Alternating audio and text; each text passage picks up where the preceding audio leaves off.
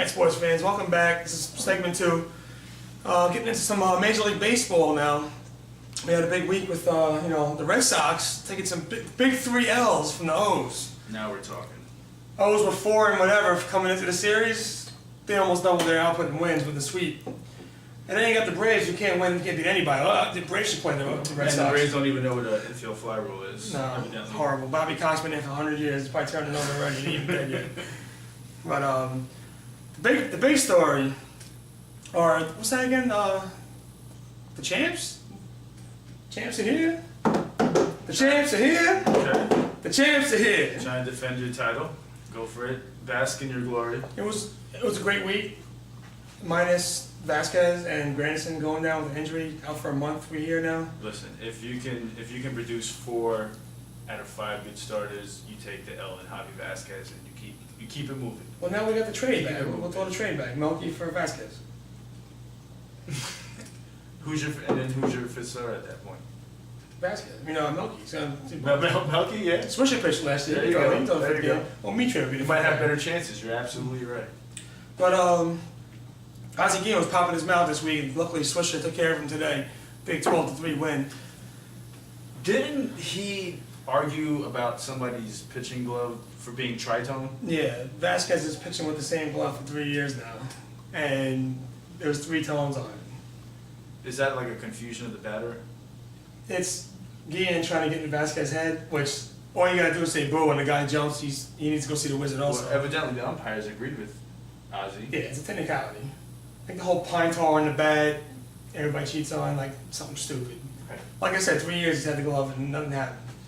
But good week. Pettit was a little shaky through the first, and he shook it off and got his win. Hughes is dominant, and CC is CC.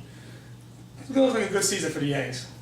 You might see another one of these next year up there. I have them picked to go to the World Series again. I don't think there's anybody even remotely in their class in the AL. I'm not gonna argue that, even though you can choke on your ring if you want to. But Which one? all 27 of them at the same time. I got a big mouth. I don't know if it's that big. And then shit them out in one log. It's cool with me. But the Yankees really have no competition. I think Cano in the 5 spot is probably the brightest thing that Girardi has ever done. It's not saying much. I thought signing that Yankee contract was pretty bright. It was pretty bright. It was pretty bright. That's an easy road to success right there. But Robbie Cano in the 5-hole, man. Thank you, Fantasy Point. And the best part is they played all the games on the road. They played the Red Sox, the Angels, the Rays, and now they get to come home and knock wood. They get to feast on some of these. They don't pretty much they don't leave New York except for I think it was Detroit and Minnesota, and they have trips to Boston and over to Citi Field to play the Mets. But for the most part, it's going to be cleanup time, especially the next 3 games against the Orioles. So they're majority at home in May. Yeah. Good. It's reversal now. They got kind of.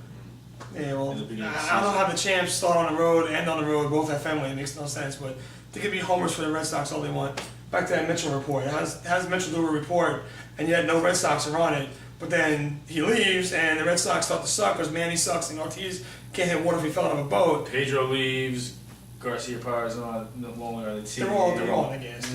Yeah. But little the pressing thing now, to get past the Yankees and the World Championship and all that, the Mets are playing outstanding baseball, and this is Mr. Met himself, and he'll take the cash the rest of the way. Up until this point, which is 12:35 a.m. on, I guess, Monday now, just so he gets shellacked against the Phillies, 11-5, I think was the final score. I don't want to go too much into depth because I might be throwing F-bombs all over the place, but totally despicable play by Johan Santana tonight. But what I'm going to do is praise the fact and give the Mets kudos that they're in the position that they're at right now, because the expectations were low this year, and up to this point, I know it's only a month into the season, they're kind of high right now. They're only a half a game back out of first place, even though they came into Philly with the lead. And this was a real measuring stick, and they didn't really measure up. However, if you're a Met fan, you're keeping pace, and that's what you would hope for, at least at the very least. It's a big mismatch in the division right now. Everybody's real close. Exactly, it's a real close division. I picked the Braves to make the wild card. I don't know what I was smoking when I did that. Early. And maybe too many Marlboro Lights. I don't know. Maybe too many Guinnesses. But Well, they get Vasquez back. There you go. There you go. They're making the playoffs. I don't know what the hell's wrong with the Braves. But the Mets, Pelfrey's pitching well. I've always kind of had faith in Pelfrey. I've always had faith in Nice, especially with that 12-6. If he can develop pitches around that 12-6 curveball, I think he'll be effective, and he has to this He was point. our player of the week last week. Pelfrey, right? Johan, even though tonight I wanted to choke him to death. What can you say?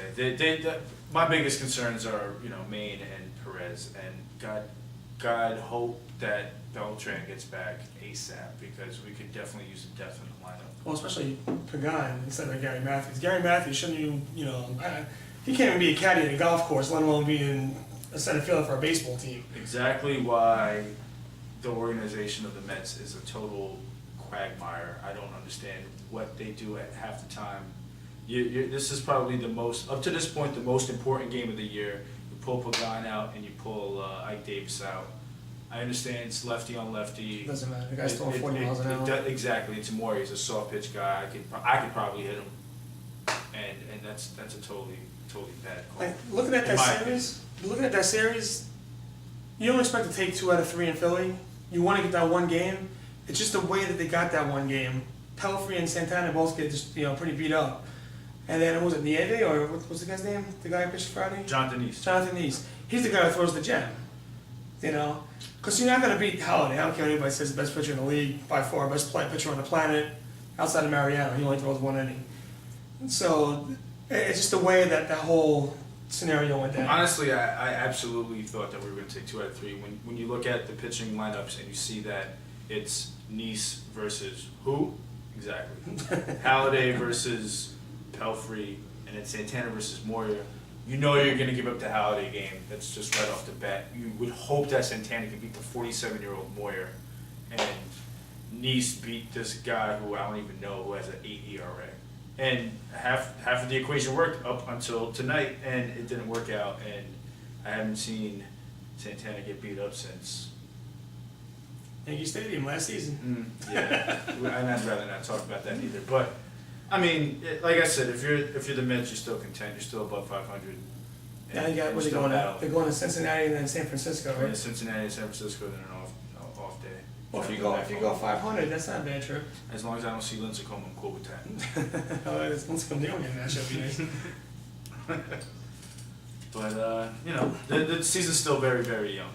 Very young. Yeah, Yankees looking at the Orioles for 3, and then the Twins coming in for 3 next week. Without Mauer, it looks like Mauer's got a hurt heel right now. Yeah.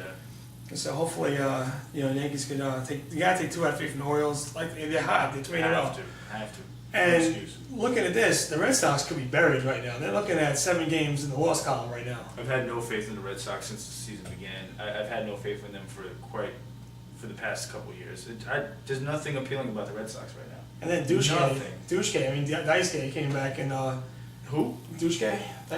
He pitches. He pitched Saturday. Somebody came out there and pitched threw something. I don't know what happened. Pitches for MLB. He's pitching batting practice, I think it was. And they ended up carrying over to the game. Oh yeah, I've heard of it. And then Papelsmear, he had his little blip this weekend also. So Santos, remember that name? Yeah, I remember that. That was a good one last year.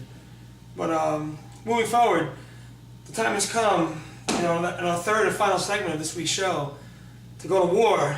Jets and Giants. Everybody's waiting for the draft debate and the whole 9, and it should be a good one. So everybody, make sure they stay tuned, and we'll see you in a few. Thank you.